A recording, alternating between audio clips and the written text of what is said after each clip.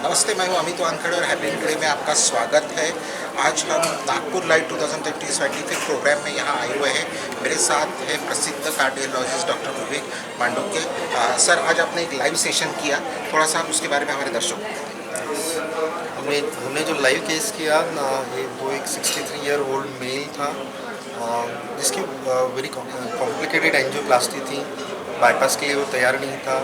तो एंजियोप्लास्टी का रिज़ल्ट बहुत अच्छा देने के लिए अपने को वेरियस टूल्स यूज़ करने पड़ते और अच्छा से अच्छा रिज़ल्ट देने के लिए अपने को प्रयास करना पड़ता। ऐसे केसेस बहुत सारे पहले बाईपास के लिए जाते थे, लेकिन अभी टेक्नोलॉजी इम्प्रूव हो गई है और रिजल्ट्स बहुत अच्छे हैं। सो ऐसे पेशेंट्स के लिए अपन एंजियोप्लास्टी भी कर सकते हैं, जैसे कि उस एंजियोप्लास्टी के बाद पेशेंट सेकेंड डे को भी डिस्चार्ज हो सकते हैं। तो सर, एंजियोप्लास्टी का बाईपास के ऊपर ये एक एडवांटेज है। यस, एंजियोप्लास्टी पेशेंट के लिए बहुत सुखदायी रहती है। अपन जानते हैं कि बाईपास के लिए 8 से 10 दिन पेशेंट को हॉस्पिटल स्टे करना पड़ता है, और एंजियोप्लास्टी के लिए हार्डली 2 या 3 दिन का रहता है।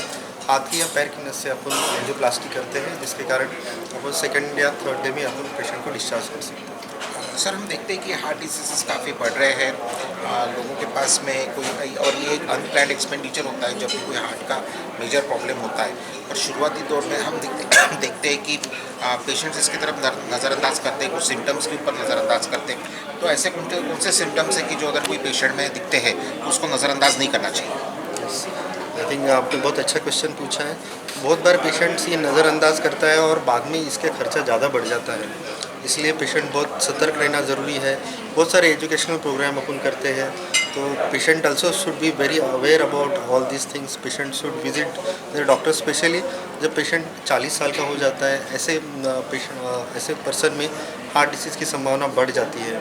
तो रेगुलर पेशेंट यानी अपने कार्डियोलॉजिस्ट को या फिजिशियन को दिखाना, ब्लड टेस्ट करना, ट्रेडमिल टेस्ट करना, इससे अपने को एक प्रिवेंटिव हेल्थ चेकअप से अपने को ये चीज़ें पता चलती है, और जल्दी पता चलने से इसका कारगर इलाज भी हो सकता है और पेशेंट को ज़्यादा बेनिफिट भी हो सकता है। सर, ऐसी कौन सी टेस्ट है कि जो आफ्टर 40 या कि कोई ओबेस है या किसी को काम करने में थकान महसूस होती है, तो ऐसी कौन सी टेस्ट है कि वो करना चाहिए उसने?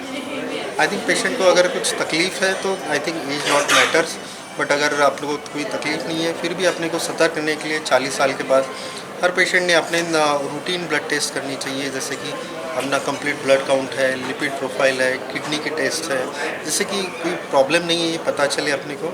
बहुत बार आजकल अपन बहुत देखते हैं कि सेडेंट्री लाइफस्टाइल है, लोग ज़्यादा घूमते नहीं है, तो बहुत बार अपने को पता भी नहीं चलता कि अपने हार्ट लंग में कुछ प्रॉब्लम है। तो ऐसे पेशेंट ने आई थिंक ट्रेडमिल टेस्ट साल में एक बार करवा लेनी चाहिए, जिससे कि अपने को अपनी फंक्शनल कैपेसिटी भी समझे और कुछ अदर प्रॉब्लम है तो वो भी समझ में आ जाए।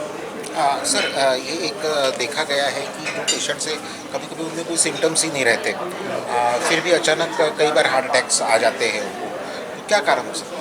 बहुत सारी चीज़ें अपन इनिमेट तो नहीं कर सकते, अपने पे बहुत सारी चीज़ों पे अपना काबू नहीं रहता है, लेकिन आई थिंक अगर अपन हेल्दी लाइफस्टाइल अगर चूज़ करेंगे, अपन प्रिवेंटिव हेल्थ चेकअप करेंगे, तो ऐसी चीज़ें जल्दी पकड़ में आ जाती, तो ये आगे होने वाली चीज़ें डेफिनेटली प्रिवेंट हो सकती है।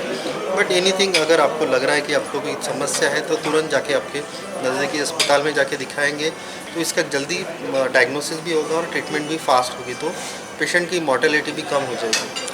सर, आजकल देखा गया है कि जो भी लोग हैं उनकी नींद ठीक से नहीं होती। जो मोबाइल एडिक्शन है, आप देख सकते हैं कि एक नॉर्मल जो सोने का टाइम है लोगों का 12 बजे रात को 1 या 2 बजे तक रहता है, मोबाइल पे लोग लगे रहते हैं। फिर सुबह ऑफिस जाना है तो उठ के चले जाते हैं, नींद पूरी नहीं होती है।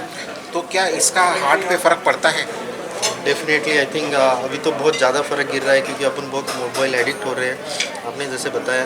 तो अभी पब्लिक इतना मॉर्निंग वॉक या कुछ हेल्दी लाइफस्टाइल के लिए अपने प्रयास नहीं करती है, तो इससे बहुत सारी चीज़ें जैसे ओबेसिटी बढ़ना है, अपना लिपिड प्रोफाइल ख़राब आना, अपने किडनी की समस्याएं बढ़ना, ये बहुत सारी समस्याएं आहिस्ते आहिस्ते बढ़ रही है। और इसका एज ग्रुप पहले जैसे 50-60 था, अभी आई थिंक 30 या 40 में ही अपन बहुत सारे हार्ट अटैक वाले पेशेंट देख रहे हैं। तो डेफिनेटली अपनी लाइफस्टाइल अपने को बेहतर करनी पड़ेगी, जैसे कि अपन ये चीज़ें अपने को प्रिवेंट करनी है।